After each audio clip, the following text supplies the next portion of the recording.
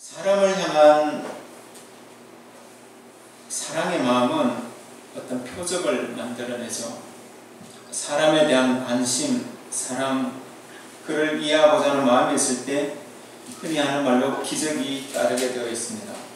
예수님은 길을 가시다가 한 사람을 주목하셨고 그 주목하신 것으로 말미암아 새로운 삶의 문이 열려진 것입니다.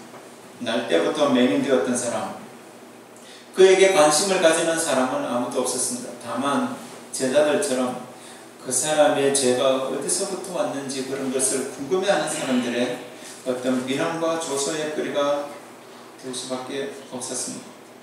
하지만 예수님은 그 사람에게 마음을 담아서 관심을 보이셨습니다. 주목하셨습니다. 그리고 표적을 행하시고 그 사람의 눈을 만지시고 그 사람이 새로운 세상을 볼 수 있도록 길을 열어주셨습니다. 얼마 전에 인터넷에 올라온 기사를 보았는데 네덜란드의 본 요한 슬레트라는 소년이 있습니다. 이 소년은 18세 때 우연히 바다에 떠다니는 해양 쓰레기에 대하여서 관심을 가지기 시작했습니다. 하루에 버려지는 플라스틱, 그러니까 플라스틱이 버려져서 바다로 들어가는 양만 하더라도 하루에 약 2만 톤, 1년이면 약 800만 톤의 쓰레기들이 바다로 들어간다는 사실을 알게 되었습니다. 지금 태평양에 떠다니는 플라스틱 쓰레기의 양이 약 1억 톤이라고 합니다. 10톤 트럭으로도 1000만 대 분량의 플라스틱이 바다에 떠다니고 있습니다. 이 소식을 접한 이 소년은 관심을 갖기 시작했습니다. 그리고 그 쓰레기들이 바다에는 이제 물길이 있잖아요. 바다가 이렇게 물길을 따라서 돌아다닙니다. 그 물을 따라서, 그 해류를 따라서 쓰레기들이 움직이는 것을 보고 자신이 만든 장치를 이용하고 그렇게 하면은 쓰레기를 손쉽게 수거할 수 있겠다라는 생각을 하게 되어졌습니다. 그리고 그 쓰레기를 다시 되팔아서 다시 수익 구조를 만드는 그런 것들을 지금 만들어가고 있습니다. 이것이 이제 내년에 일본 스시마섬에서 처음으로 시험 가동되고 2년 3년 후가 되면은 이제 상용화 될 수 있을 것으로 예상하고 있습니다. 예수님의 관심은 사람에 대한 관심이었습니다. 이 일 때문에 그것을 목격한 다른 사람들이 어떻게 생각하든지 상관없이 예수님은 한 연약한 사람, 힘들어하는 사람, 한 죄인에 대한 그런 관심을 지금 가지고 계신 것입니다. 예수님께서 원하시는 것은 그 죄에 눌린 사람, 죄의 짐을 짊어지고 가는 그 사람에게 자유를 주는 것입니다. 그러하여금 하나님 안에서 주시는 큰 기쁨을 누리도록 하는 것이었습니다. 그 영혼을 살리시는 것이었습니다. 그리고 새로운 출발을 돕기 위한 것이었습니다. 그런데 오늘 우리가 읽은 이 본문은 앞에서 5장에서 살펴본 내용과 너무나도 흡사하죠. 38년 된 병자를 고치신 그 사건, 그 1년의 시간이 지나고 난 다음에 유대인들이 변화를 경험했다. 별로 기대하지 않는 것도 좋은 일입니다만 그래도 사람들은 하나님의 아들이신 예수 그리스도가 왜 이 일을 행했는지 그런 것에 대하여서 관심을 보였어야 했습니다. 그런데 1년의 시간이 지난 다음에도 그들에게는 그와 비슷한 모습을 그대로 지금 보여주고 있다는 것은 이미 예수님은 그 자리에 계시지 않았죠. 그리고 남은 사람들끼리 지금 이 사태를 어떻게 해결할 것인가 지금 고민하고 변론하고 있는 것입니다. 한 사람이 평생 맹인으로 있다가 눈을 떴어요. 눈을 떴으면 그러면 보통 사람들은 어떻게 하겠습니까? 축하한다, 너무나도 기쁜 일이다, 너무나도 잘 되었다라고 해주는 것이 옳은 일 아니겠습니까? 그런데 그들의 마음 가운데 어찌된 일인지 모르겠는데 아주 기이한 마음이 들었습니다. 처음에는 그 사실을 믿을 수 없었겠죠. 한 사람이 가다가 그 사람을 주목하여 보고 난 다음에 그 사람이 눈을 뜨고 돌아다니는 모습을 보면서 아니 저 사람 저기서 이제 맹인이었고 그 길에 앉아서 구걸하던 사람이 아니냐, 왜 저렇게 눈을 뜨고 돌아다니지라고 이야기하니까 그 옆에 있던 사람들 아니다, 그 사람 아니다, 비슷한 사람이다. 그래서 다시 한 번 더 불러서 확인을 시켜보니까 그 사람이 맞거든요. 그럼 어떻게 해서 당신이 눈을 뜨게 됐느냐?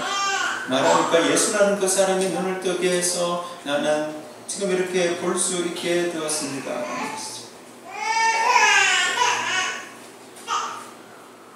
그렇게 되면은 이제 사실 확인이 끝났으면은 그 다음에 어떻게 해야 됩니까?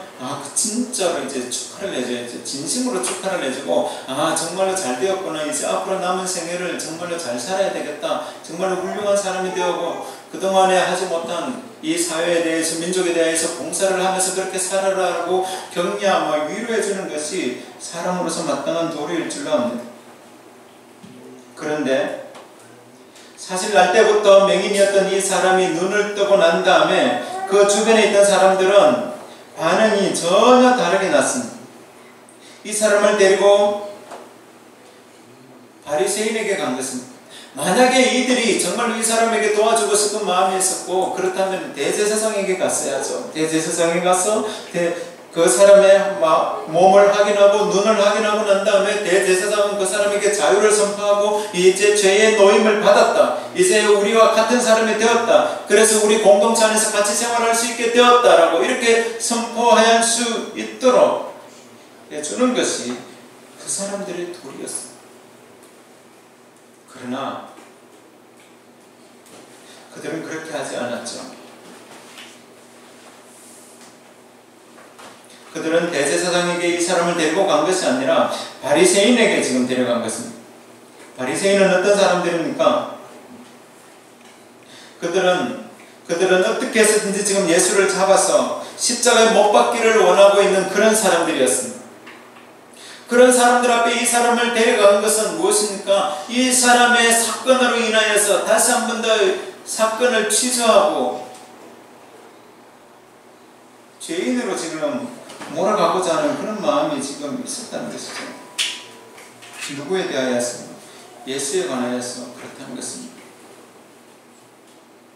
그들에게 있어서 그가 어떤 방법으로 눈을 떴는지, 지금 그동안에 거짓골을 하고 있다가 다시 인간답게 사는지 이런 것에 관해서는 전혀 상관이 없습니다. 이 사람에 대해서는 전혀 상관을 하지 않는 거예요. 그냥 그 사람은 그냥 하층민족의 한 사람일 뿐이에요.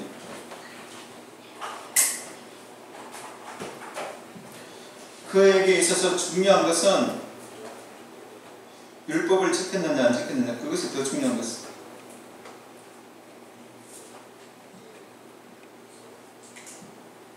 세상에 존재하는 모든 법들은 사람을 위하여서 법이 존재합니다. 요즘 나오는 법들이 너무 사람에 치우치다 보니까 윤리와 도덕도 다 벗어버린 그런 법들이 나와서 문제이기는 하지만 차별금지법 같은 거는, 그래서 좀 사회가 혼란스럽기는 하지만 하여간에 세상의 모든 법들은 사람에게 유익을 주고 사람을 위하여서 존재합니다. 그런데 이상하게 종교법이라는 것은 그와 성격이 조금 다르죠.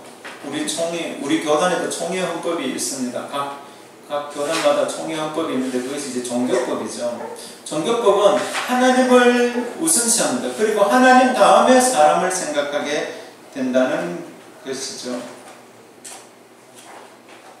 그래서 그들은 그렇게 종교법에 적용하는 것은 이것이 정말 하나님의 뜻에 합당한가, 하나님의 뜻에 부합한가 하는 것들에 대해서 먼저 살피고 난 다음에 그 다음에 사람에게 유익이 되는가, 하나님 사람들 앞에 정말 이것이 옳은 일인가, 이런 것을 따지게 되는 것이죠. 그런데 그것이 자칫 잘못하면 사람을 속박하고 결박하는 도구가 될 수 있다는 것입니다. 교회 안에서 가장 조심해야 되는 부분들이 바로 이와 같은 것들입니다. 그래서 교회법이라는 것이 사람보다 먼저 우선시 되는 것들이 하나님이기 때문에 어떤 사건에 대해서 해석을 어떻게 하느냐, 어떤 법에 대해서 어떻게 해석하느냐에 따라 가지고 사람을 살리기도 하지만 때로는 죽이는 일에 너무나도 많이 사용되어지고 있다는 것이죠. 지금 유대인들에게 있어서 바로 그들이 가지고 있는 유대인의 규례, 그 유대교의 어떤 유전들, 이러한 것들이 사람을 지금 잡고 있다는 것입니다. 죄인의 굴레에서 벗어나 자유함을 얻은 이 사람을 데리고 바리새인들 앞으로 갔을 때에 그들의 마음은 어떻겠습니까? 이 사람에게서 뭐라도 꼬투리를 하나 잡고자 하는 것 아닙니까? 그래서 그들이 얻어낸 것은 안식일을 범했다는 것입니다.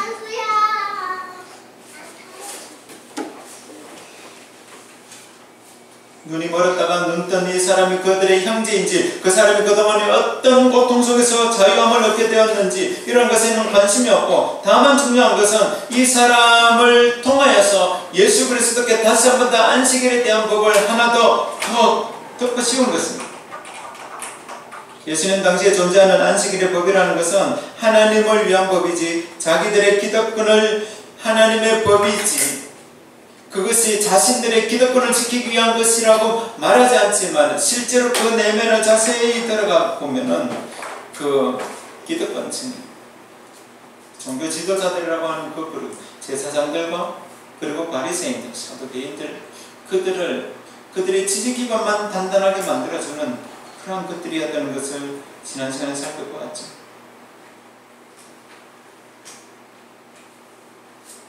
그런데 그들의 눈으로 이번 사건을 보니까 안식일에 사람의 눈을 고쳐주었습니다. 이것은 그들의 눈으로 충분히 흠이될 만한 사건이었습니다. 그래서 그들은 사건을 보강하고 좀 더 확실하게 하기 위해서 이 사람에게 다시 질문을 합니다. 그러면 너는 그 사람을 어떤 사람이라고 생각하느냐?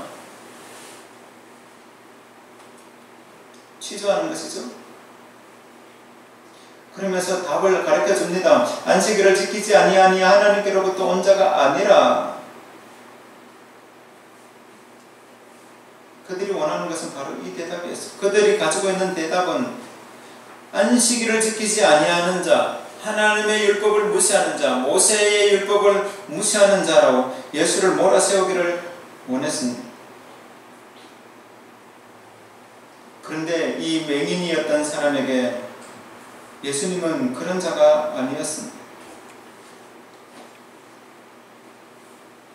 그가 어떻게 대답을 합니까? 17절 말씀에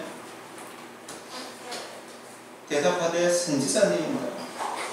너는 그 사람을 어떻게 생각하느냐라고 질문했을 때 그의 대답은 선지자입니다. 내가 생각하기에 이 사람은 선지자입니다 라는 것입니다.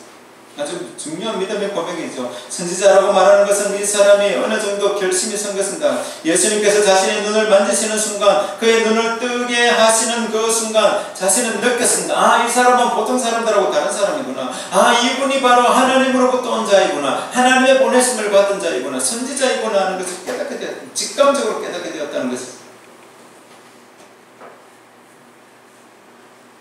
물론 성경에는 먼저 장애인들이 예수님을 불러서 예수님께서 그들에게 접근하신 경우들이 있습니다. 다윗의 자손 예수 그리스도여 나를 불쌍히 여기소서라고 부른 사람들이 있습니다. 그들에게 가서 예수님은 그들을 친히 고쳐주셨습니다. 하지만 오늘 보신 이 사건은 그와는 다릅니다. 정반대죠. 이 맹인이었던 이 사람도 자신은 가만히 있었습니다. 그러나 예수님께서 먼저 다가가셨고 그를 주목하셨고 그를 만지셨습니다. 이 사람과 대화를 나누지는 않았지만 이 사람이 선지자인지 아닌지 이 맹인은 자신을 만지신 이 예수님을 통하여서 직감적으로 알 수 있게 되었다는 것이죠.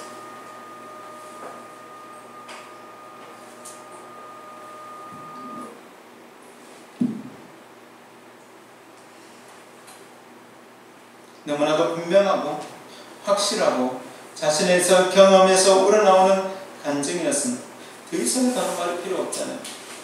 그분이 나에게 오셨고 나는 그분을 느꼈고 그분은 나를 만졌고 그분을 느꼈습니다. 그러고 난 다음에 그분이 정말로 하나님의 아들 예수 그리스도시, 하나님의 아들 그리스도시라는 사실을 알게 되었다는 것이죠.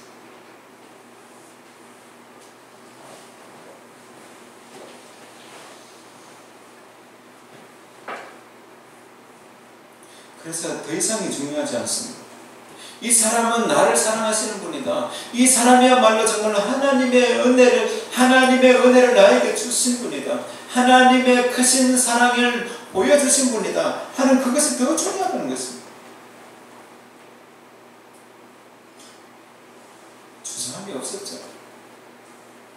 그 유대인들의 지금 상황이 어떠하든지 상관없는 것입니다.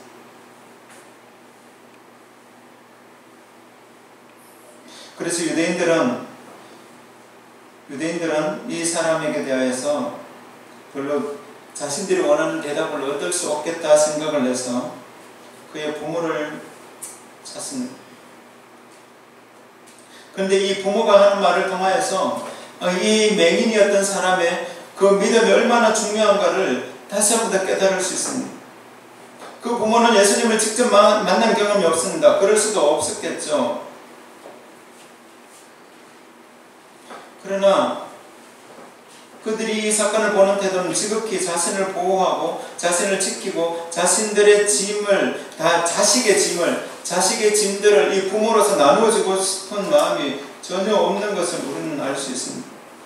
이미 바리새인들이 예수를 주라, 예수를 선지자라 그렇게 인정하는 사람은 출교하기로 결의했기 때문에 그 부모는 그 모든 상황을 아들에게 떠넘겼습니다.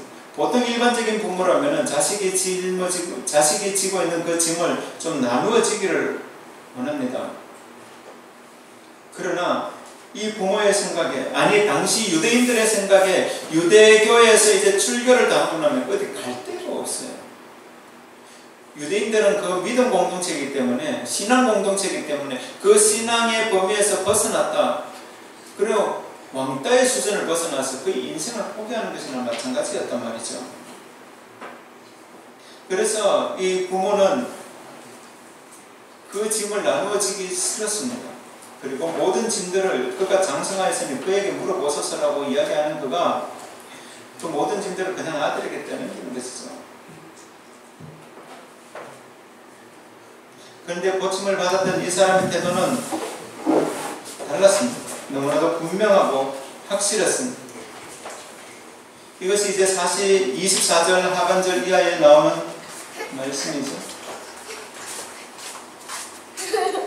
24절 하반절 말씀에 이제 바리새인들이 그들이 요구하는 것은 자신이 눈을 뜨시니 하나님께 영광을 돌리고, 그 다음에 이 사람, 자신의 눈을 뜨게 해준 이 사람은 죄인이라는 것을 다시 한 번 더 이야기하라 라고 그렇게 강요하고 있습니다. 이 말은 굉장히 모순된 발언이죠. 예수님께서 스스로 밝히시기를 나는 하나님의 보내심을 받은 자, 하나님의 아들, 하나님과 나는 하나다라고 그렇게 말씀하셨는데, 하나님은 거룩하신 분임에 반하여서 예수님은 죄인이다. 그러면은 예수님이 죄인이면은 하나님도 죄인이 되는 거예요. 예수님께서 말씀하시기를 그분과 나는 하나다. 나는 하나님의 보내심을 받은 자다. 내가 곧 길이요 진리요 생명이다라고 말하는 것들이 다 숲으로 돌아가게 된다는 것입니다.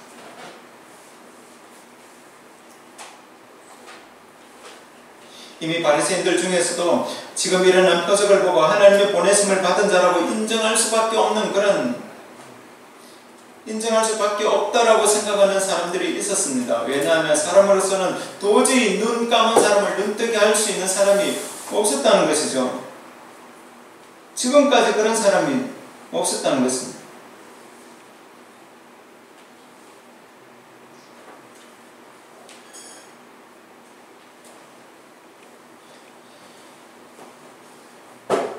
(32절에서) 이 맹인이었던 자가 창세 이후로 맹인으로 난 자의 눈을 뜨게 하였다 함을 듣지 못하였다 라고 이렇게 말함에도 불구하고 그 바리새인들이 전혀 반론을 제기할 수 없었던 것은 그 말이 사실이었거든요.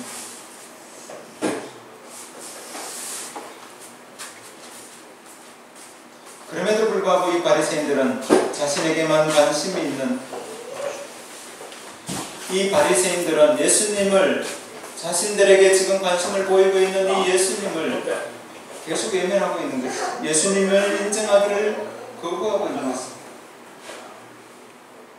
그러나 이들의 생각과는 달리 맹인이었다가 눈 뜬 이 사람은 너무나도 당당합니다. 이 사람은 예수님과 일면식도 없는 사람이고 예수님의 얼굴이 어떻게 생겼는지도 아직 알 수 없는 상태입니다. 그럼에도 불구하고 이 사람은 자신의 양심에 어긋남이 없이 있는 그대로 아주 정확하고 똑부러지게 말씀하고 있습니다. 30절 말씀에 이상하다, 이 사람이 내 눈을 뜨게 하였으니 당신들은 그가 어디서 왔는지 알지 못하는 거다. 그 사람이 내 눈을 뜨게 했는데 종교 지도자인 하나님을 잘 믿는다고 하고 율법을 가르치는 당신들이 왜 그를 모르느냐 하는 것이죠. 진짜 몰라서 모르게 하는 건지 아니면 다른 의도가 있는지 지금 그렇게 지금 질문하고 있습니다.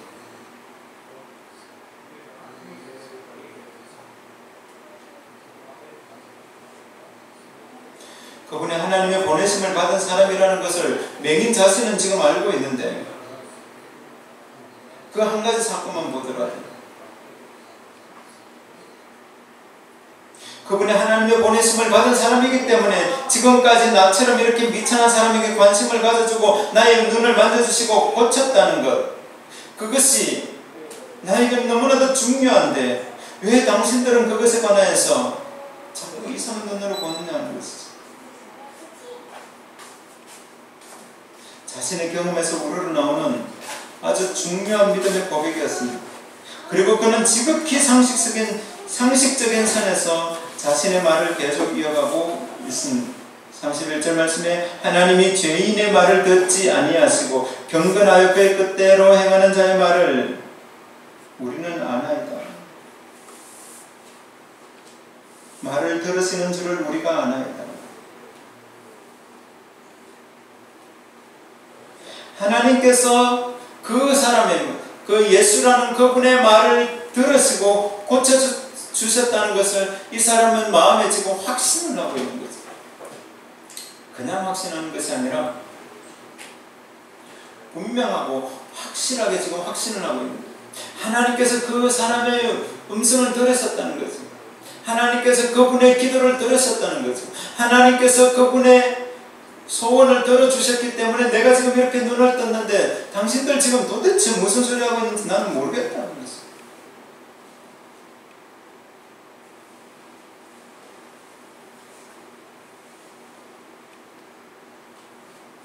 자신의 경험에서 우러나오는 참된 믿음의 고백, 그것이 지금 이 사람의 믿음을 세워가고 있는 것이죠. 처음에는 선지자라 하다가 이제 31절 32절로 넘어오게 되면은 이 사람이 이제 선지자의 단계를 넘어서서 예수를 지금 메시아로 지금 인정하고 있구나 하는 것들을 우리는 알 수 있습니다. 31절에 하나님이 죄인의 말을 듣지 아니하시고 경건하여 그의 뜻대로 행하는 자의 말을 우리는 아나이다. 말을 들으시는 줄 우리는 아나이다. 정말 기가 막힌 말이고 지금 바리새인들 중에서도 이 말을 듣고 뜨끔하지 않은 사람이 없을 정도입니다. 이 맹인이었던 사람이 자신의 경험이 처음이고 처음에는 있었던 일을 처음에는 그전에는 이러한 일들을 볼 수도 없었다는 것입니다. 창세 이후로 맹인이었다가 다시 눈을 뜬 사람이 어디에 있느냐 하는 것입니다. 그렇기 때문에 내 생각에는 이 사람이 분명히 하나님으로부터 온 자이고 하나님의 보내심을 받은 자이고 하나님께서 우리에게 메시아로 주신 분이 안전하다는 것입니다.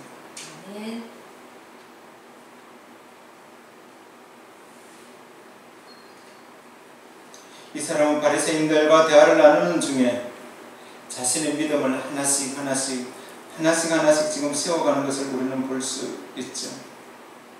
이 말을 듣는 중에 이 사람의 말이 너무나도 논리정연하고 설득력이 있었기 때문에 아마 바리새인들 중에서도 뜨끔했던 사람들이 분명히 있었을 것은 겉으로 표현은 안 했지만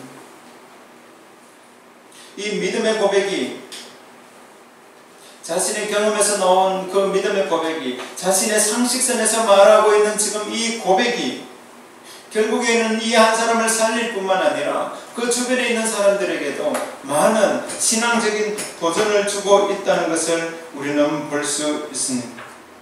예수님께서 한 사람에 대한 관심을 보였을 때 그 사람에 대한 진정한 변화가 일어나는 것을 우리는 9장 말씀을 통해서 지금 확인할 수 있고요. 또 그를 통하여서 그 사회에 얼마나 큰 영향력을 미치는가를 우리는 다시 볼 수 있습니다. 이 사람에 대한 소문도 들었습니다.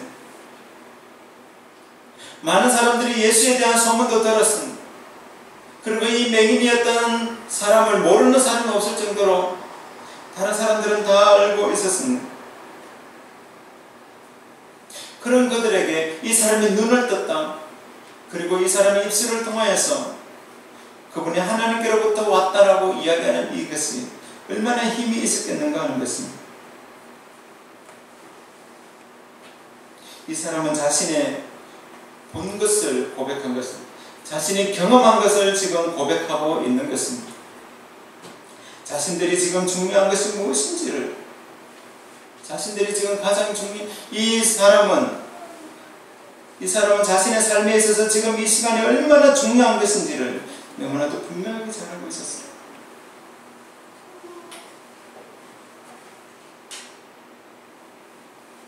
사랑하는 성도 여러분, 우리가 하나님께 좀 더 집중하고 그분을 바라볼 수 있기를 원합니다. 우리가 좀 더 관심을 가지고 예수 그리스도를 바라볼 수 있기를 원합니다. 그러면은 이 표적이라는 것이, 하나님께서 우리에게 보여주신 그 표적이라는 것이 지극히 상식적인 것이 되는 것입니다. 그리고 그분을 그 예수님께 집중하고 그분께 주목하는 그 순간 우리는 그분의 사랑을 깨달을 수 있습니다. 예수님이 그 한 사람에 대해서 얼마나 지금 집중하고 있는지, 주님의 그 사랑이 한 사람을 살리는 일에 얼마나 지금 큰 작용을 하고 있는지, 그 사람의 눈을 뜨게 해줄 뿐만 아니라 그 심령이 얼마나 지금 빠른 속도로 회복되어지고 있고 하나님께로 가까이 나아가고 있는지를 우리는 볼 수 있습니다. 아마도 이 사람은 처음에 눈을 떴을 때 자신이 이와 같은 말을 하게 될 것이라고는 생각지도 못하고 상상하지도 못했을 것입니다. 그러나 예수 그리스도의 그 사랑, 눈을 만지시는 그 사랑, 그를 향하여서 실로암 못으로 가서 씻으라고 하셨던 그 주님의 음성이 이 사람의 심령을 살린 줄로 믿습니다. 두 번째로 이와 같이 사람을 살리기 위하여서 예수님께서 어떤 마음을 가지셨는가 하는 것에 우리가 좀 더 집중하여 볼 수 있기를 원합니다. 우리가 지금 2000년이라는 시간이 지났기 때문에 그때 그 급박하고 정말로 조마조마하고 정말로 그 초조한 그 상황이 어떠한 것인지 우리는 잘 알 수 없습니다. 그러나 지금 예수님과 바리새인들 사이에 정말로 몇 차례나 그런 일이 부딪힘이 있었잖아요. 예수님은 심지어 그들을 향해서 독사의 자식들이라고도 하셨고, 그 말이 듣기 거북했던 바리새인들은 이미 예수 믿는 사람은 출교하기로 결의를 하고 예수를 잡아서 십자가에 못 박을 생각만 지금 궁리하고 있는 것입니다.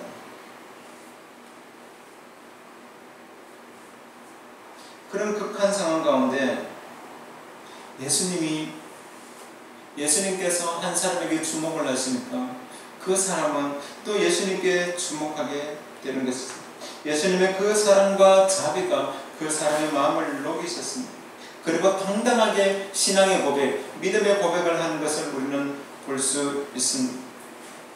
사랑의 마음이죠. 성경에서 어떤 병고침을 받은 사람도 예수님께 대하여서 그렇게 지금 이야기하는 것을 본 적이 없습니다. 이 사람은 자신이 받은 그 사랑에 대하여서 지금 상식선에서 이야기하고 있지만 그것을 통해서 자신이 상식적으로 알고 있는 부분만 이야기를 해도 이 사람이 바로 하나님께서 보내신 분이다, 하나님의 보내심을 받은 자라는 것을 분명하게 깨달을 수 있게 되었다는 것입니다.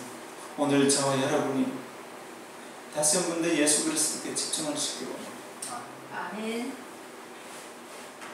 예수님께서 이 맹인에게 집중하셨던 그 관심을 가지고 우리가 예수님께 집중한다면 우리의 믿음이 한 단계 성숙되는 은혜가 있을 줄로 믿습니다.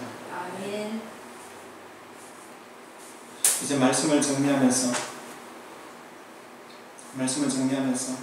예수님은 이제 다음 주에 가면은 다시 한 번 더 이 사람을 만나서 그 사람의 믿음을 더욱더 견고하게 확고하게 완전한 주님의 제자로 세우시는 모습을 다시 볼 수 있습니다만은 다시 한 번 더 정리를 해보면은 이 맹인은 눈을 뜬 것이 너무나도 좋았습니다. 너무나도 기뻤어요.